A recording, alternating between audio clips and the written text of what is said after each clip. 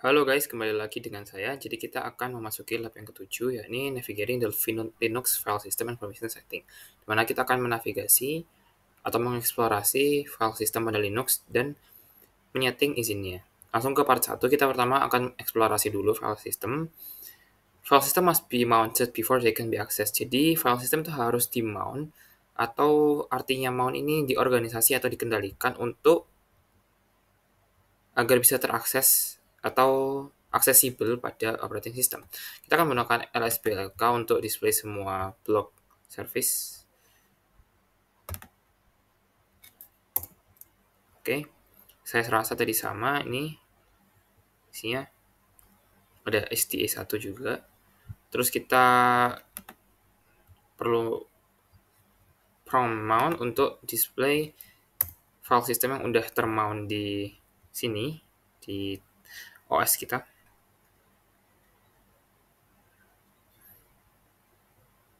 Ya, saya rasa pasti harusnya sama lah.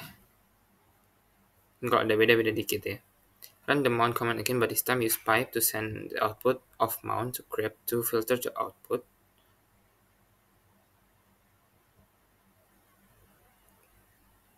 Oke, kita ikutin ini dulu aja. Atau ini.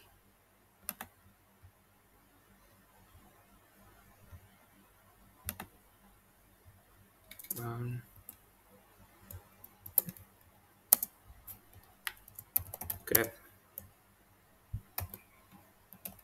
Root. Oh, nggak bisa. Mount.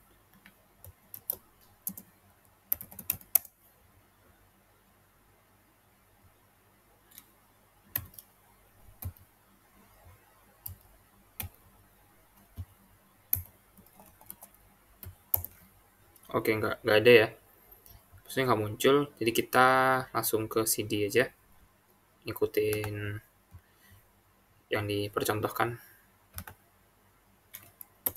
Kita kembali ke sini, ke directory. Kita ls minel, lsl. Ya, jadi ini ada kode-kodenya, ada read, write, dan lain sebagainya.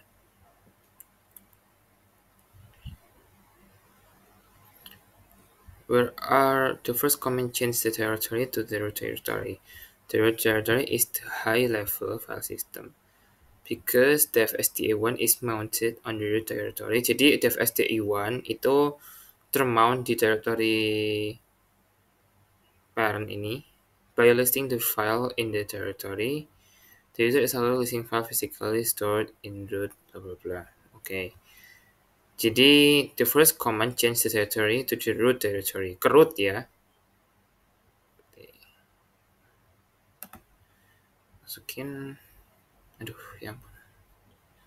Salah pencet. Okay. Why is dev stp1 not shown in the output above? Because apakah ada dev stp1 di sini? Okay. Because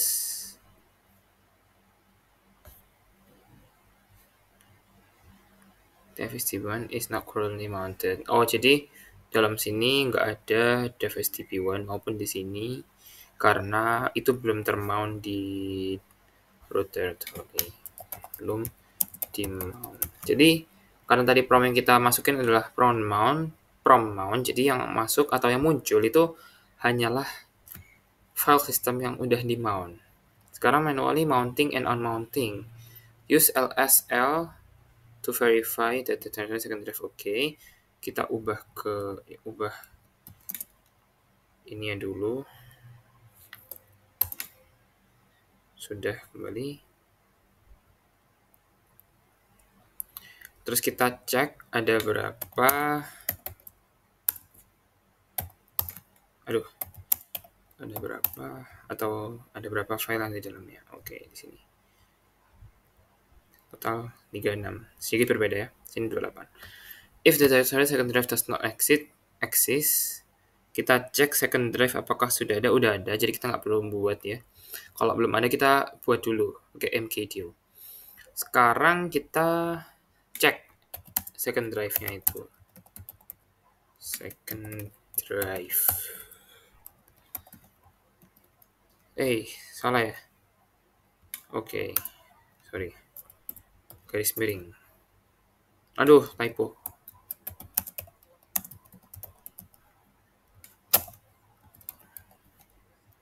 Second drive. Tal 0. Notice that the directory is empty. Jadi di dalamnya masih kosong. Use mount command to mount devstp1 on the newly created second drive directory. The syntax of mount is jadi kita akan buat ini di dalam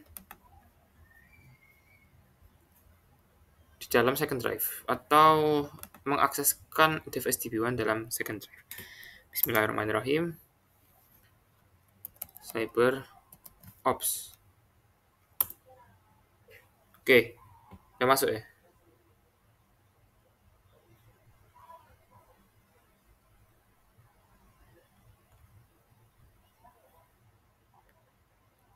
Kita ulang ya, karena nggak muncul apa-apa. Jadi sudah sampai sini, oke. Langsung kita cek. Nah, ini udah muncul. File text. Muncul ya, tadi kan kosong awalnya. Second drive-nya empty. Di sini. LS-nya kita dicek ternyata nggak ada apa-apa. Empty. Total 0, sekarang ada total 20. Karena kita barusan buat tadi. Melalui sini. Oke, keren ya. Keren. Lalu kita akan ke next level. Why is the territory sudah nggak kosong? Karena kita sudah membuat, karena kita sudah memasukkan atau mengaktifkan dev stp1 tadi ke second drive. Ya. Oke. Issue the mount command with no option again to display detailed information about the day. Okay, as before, use the correct command to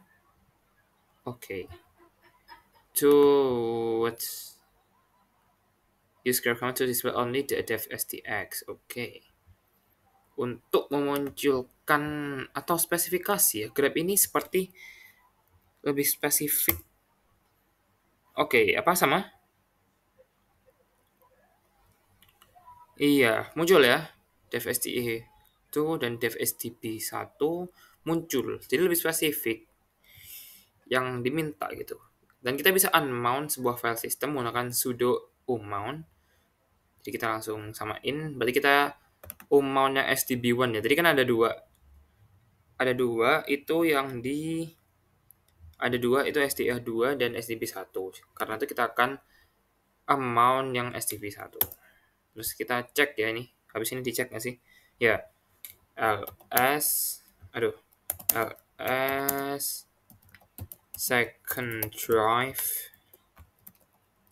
/ yuk total 0. Habis loh. Habis. Ternyata ngehapus semua. Iya, kita ngapusnya dev stb. Iya, yang kita udah masukin, yang kita udah mount, kita unmount lagi. Habis. Benar. Mantap. Lalu kita visualize and change the file permission. Jadi kita sekarang tentang perizinan, mengubah perizinan atau aksesibilitas ya. Ini nge-lag. Kita change directory dulu ke script. Sudah sekarang directory-nya pindah ke script. Jadi cd ini change directory ya guys ya. Use ls-l untuk cek seperti biasa. ls-l itu untuk cek file yang ada di dalam sebuah directory. Dan ini sebagai berikut. Lalu consider the psyops mn file as entitled. Who is the owner of the file? For ini, siapa ownernya? Psyop MN, ownernya ini analis, dua-duanya analis, dan ini RWRR, artinya hanya read and write ya. Artinya read only. The owner of the sebentar, who is the owner of the file? Analis, owner, dan analis juga group. What are the permission? Can read and write. Read and write. R itu read, W itu write. Ya. But not execute it. Member of the analyst group other than the owner can only read the file, no execution or writing. Jadi kalau member itu cuma bisa read only, nggak bisa writing dan eksekusi. Terus kalau user lain itu nggak boleh. Yang di sini yang paling belakang ini kita user lain. Representasinya user lain yang hanya boleh baca. Ini member biasa yang hanya boleh membaca. Terus yang owner of the file atau analyst user cuma bisa read dan write, nggak bisa execute. Seperti itu.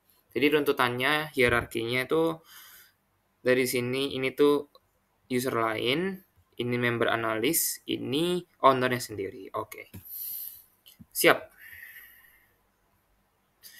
The touch command is very simple and useful. It allows for the creation of an empty file. Use the command below to create an empty file. Jadi kita menggunakan mnt untuk membuat file kosong ya, tapi yang baru.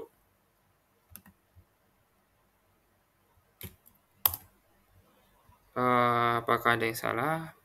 Permission denied.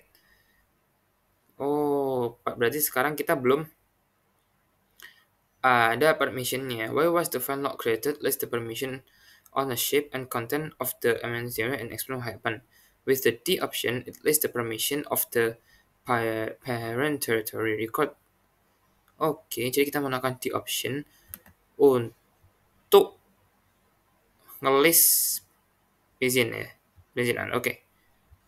ls d ini execute right. Oke.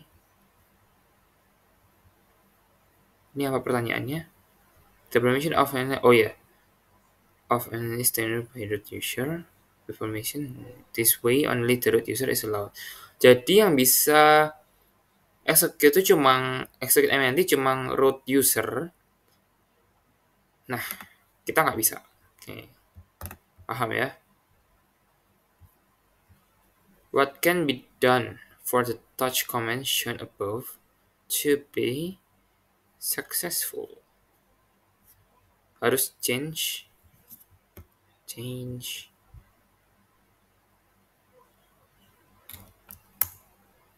command cuma bisa dieksekusi sebagai root atau menambahkan sudo.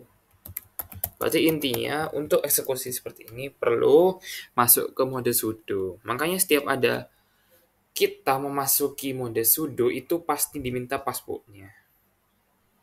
Sekarang change chmod.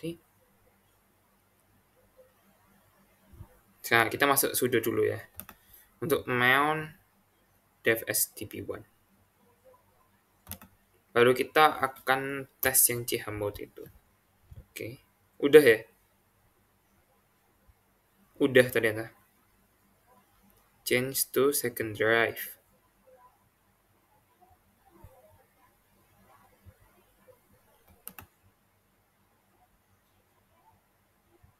Jadi kalau mau change permission itu pakai chmod ya guys ya. Tapi belum ada step-nya di sini ya guys ya. Oke. Sekarang kita pindah ke second drive. Setelah pindah ke second drive, kita disuruh untuk mengecek ls. Ya, ini ya tadi second drive-nya ini. Masih ada nih. My file and last found. Karena udah di mount lagi tadi. definisi DB1 ke second drive, makanya masuk lagi, ternyata udah masuk. What are the permission ini? Read write. Sebagai owner kita cuma bisa read write. Read write. Aduh. Read write. Oke, ya udahlah seperti itu. Use the chmod command to change file permission. Jadi kalau mau lebih banyak ini change file mode bits, terus ada option-optionnya. Oke, udah. Sekarang masuk ya, sudo chmod 665 my file text. Coba,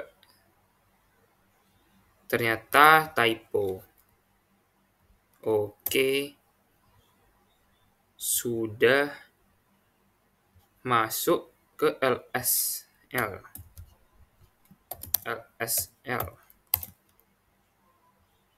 Nah, nih kita bisa lihat perbedaannya ya.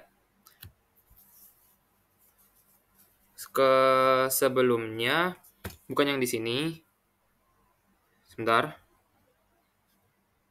Nah, tadi kan permissionnya ini. Ya. Sekarang itu terupdate nih. Nah,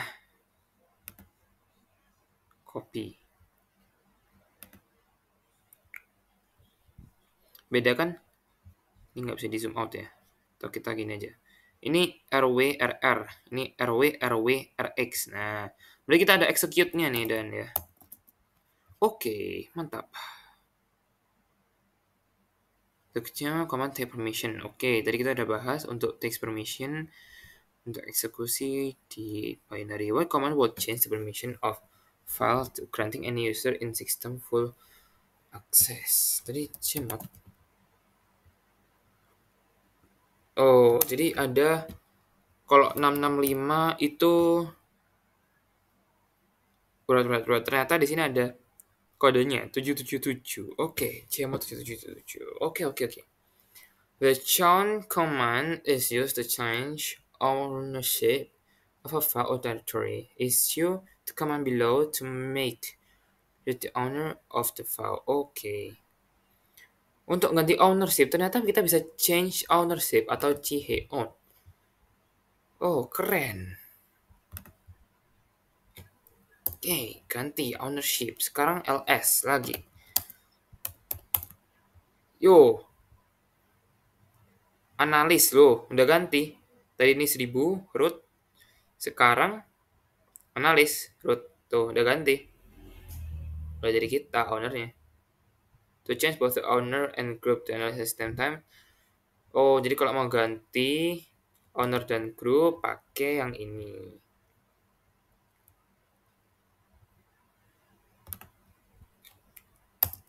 Coba ls-l.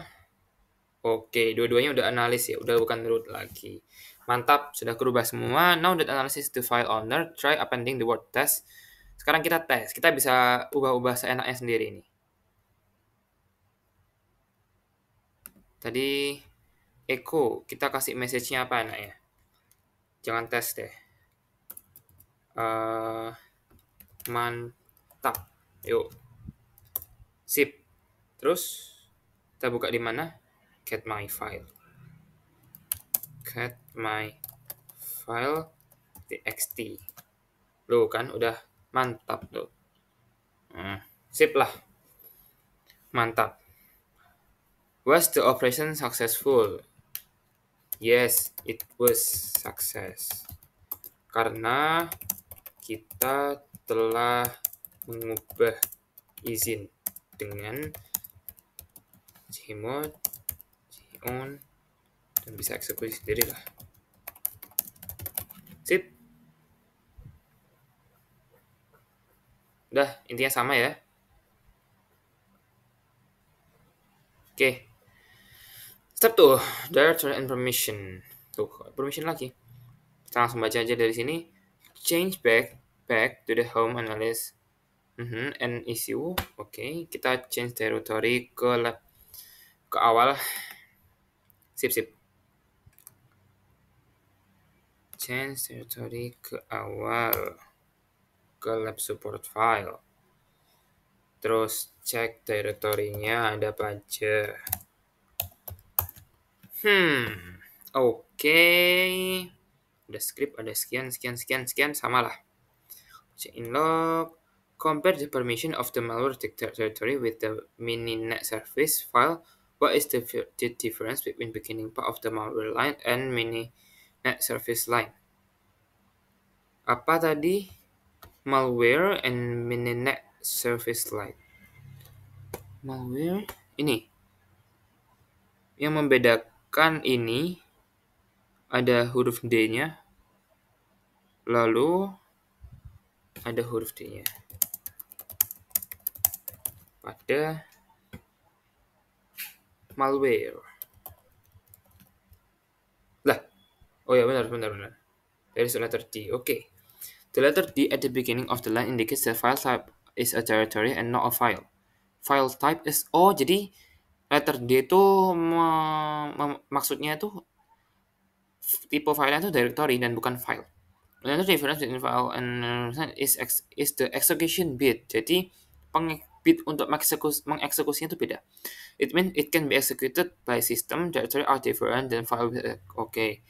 The chmod and cheon commands work for directory in the same way. Oke, jadi bisa mengubah dengan ini juga ya. Sama. Oke, part 3. Symbolic links and special file types. Oke, apa lagi nih?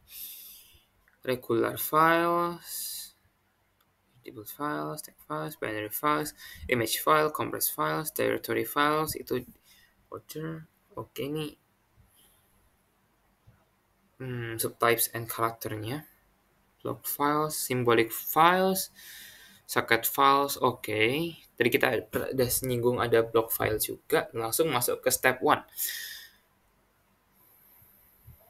Oke, kita sekarang pindah kemana nih? Pindah ke home ya. Benar ya. Oke, udah pindah ke home dulu.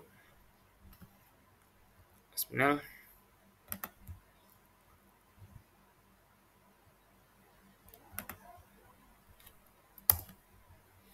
Oke, yes. Produce a listing of the dev directory. Jadi kita ngelist yang dev directory dari dev. Banyak nih. Wah, apa ini? Oke, ikuti saja. Lanjut.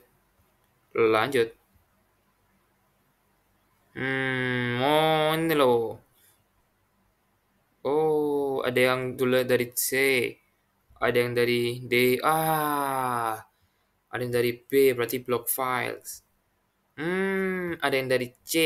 Mana tadi? C, berarti karakter files. Oke.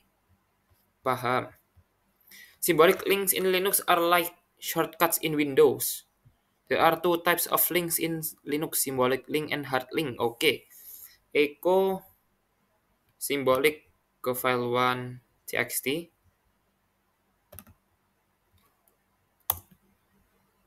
Terus cut ya. Cat. Oke, simbolik. Terus kita ngirim pesan ke file to txt hard, nanti pasti munculnya juga hard, samalah. Loh. Oh, belum di spasi. Waduh. Oke. Terus cut file to text. Oke. Karena ini teks pasti munculnya teks. Oke. LNS to create symbolic link to file 1. Jadi kalau mau membuat symbolic link, kita pakai command lns ke file when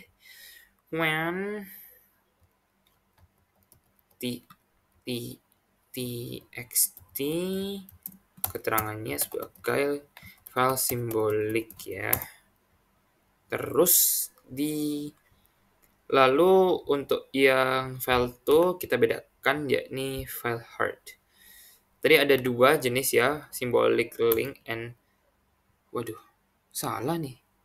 Oh benar benar. Symbolic sama heart, symbolic file, heart file tadi di sini. Iya. Iya, symbolic dan heart. Tadi heart ada di sini kalau nggak salah. Oke, lanjut dulu ya. Sekarang ls.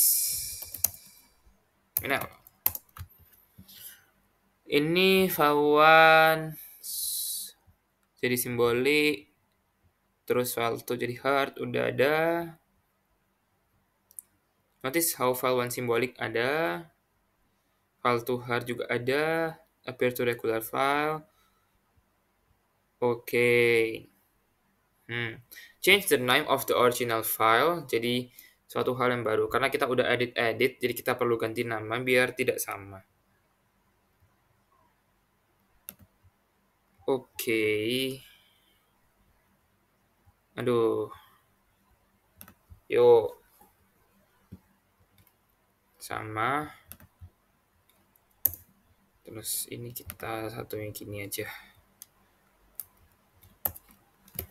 File2. Oke, terus admin ya pasti ini pasti banget ya. Udah jadi, sudah siap. Oh, terus sekarang nah, ini kita cek pakai nama lama.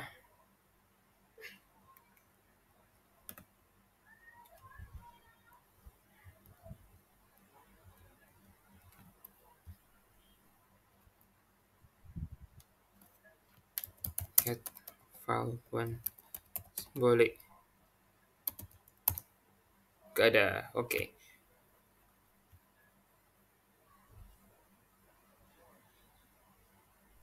Oke, sudah berubah.